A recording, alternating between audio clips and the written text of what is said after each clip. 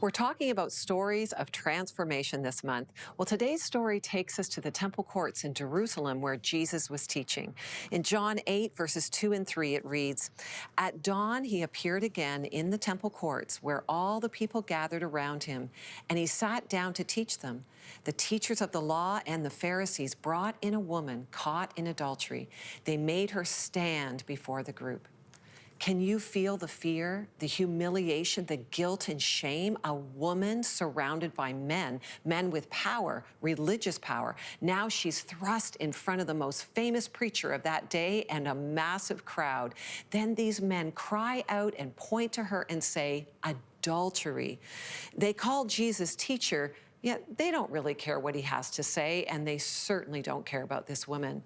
They say to Jesus in verse 4 and 6, "Teacher, this woman was caught in the act of adultery.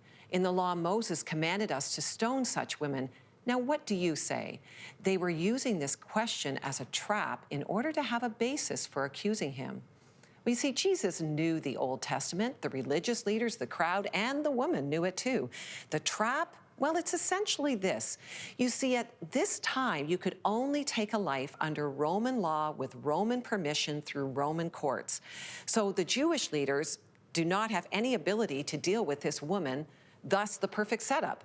If Jesus agrees with them, then he gets taken out by the Romans. But if he submits and points the case to the Roman courts, then he has ignored God's law, committed sin, and essentially says Rome is more powerful and important than God.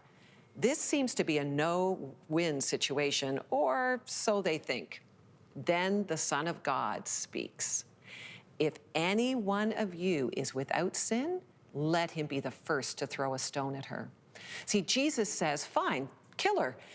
You're the witnesses, you must go first, but remember, you must be perfect.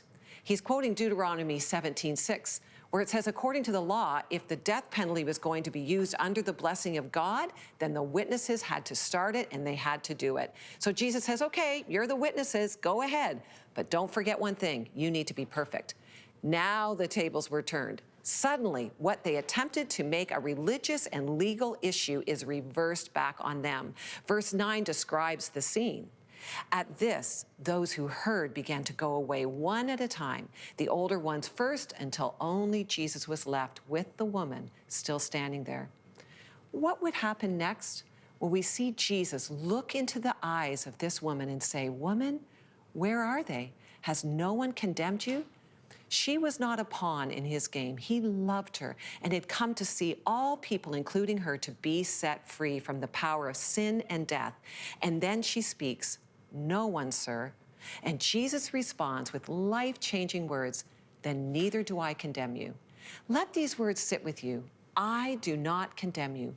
I can and I should condemn you. I'm perfect. I'm God in the flesh. I'm without sin, but I choose not to hold your sin against you. I offer life, not death. Oh, but keep reading. There's more. Jesus says, now go and leave your life of sin. Jesus says to all of us, I love you. He says, I don't condemn you. Before he challenges us then to fully live a transformed life. It's always his kindness that leads to repentance. Jesus' kindness and mercy are what transform us. This levels the playing field. The kindness of Christ is extended to all, and it transforms our life, enabling us to live in freedom, and that's courageous living.